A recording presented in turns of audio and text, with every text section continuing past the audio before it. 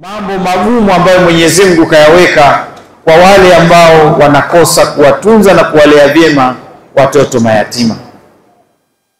Na sisi katika serikali, kwa upande wetu wa Serikali ya Mapinduzi ya Zanzibar, tuna sera nzuri sana ambayo imeweka namna ya kuhudumia jamii iliyokosa kwa namna moja au nyingine, ama malezi ya wazazi wao au wazazi wao wametangulia mbele ya haki. Katika sera ile ya Serikali ya Mapinduzi ya Zanzibar chini ya uongozi wa Dr. Hussein Ali Mwinyi imeeleza kuwa kila mtoto ambaye ni yatima na atakosa mtu wa kumlea au hata sio yatima, wazazi wake wanapitiwa na changamoto mbalimbali. Wamo watoto humu wazazi wao ni wazima, hawajafa, wako hai, lakini wakati mwingine unakuta wamepata changamoto ya ugonjwa wa akili, ni lazima watunzwe na walelewe. Kwa hiyo serikali imetenga vituo mahsusi kwa ajili ya kutunza watoto mayatima. Dhamira ikiwa ni nini? Ni kuwa kila mtoto ana haki ya malezi mema.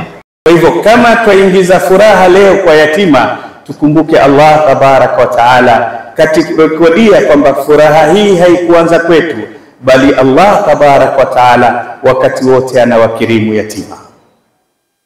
Na ndio akatwambia fa ammal yatima fala taqhar. Lakini pia ukiangalia Nabii Allah Zakaria, Qur'ani imeturekodia kwamba alimlea Maryam bintu Imran, kwa sababu Maryam alikuwa ni mtoto yatima, na wakawa wanapigania kila mmoja atakakumlea yeye, mpaka ikabidi wapige kura, fakafalahu Zakaria, na ikatokea bahati kwamba mwenye kumlea Maryam ni nani? Zakaria. Qur'ani imetupa picha wazi kwamba kila wema kuanzia waliotangulia walikuwa na hamu kubwa ya kumfanyia wema na kumfurahisha yatima. Haraka na sasa hivi tuna nyumba karibu 130 Unguja na Pemba ambazo tunazisaidia.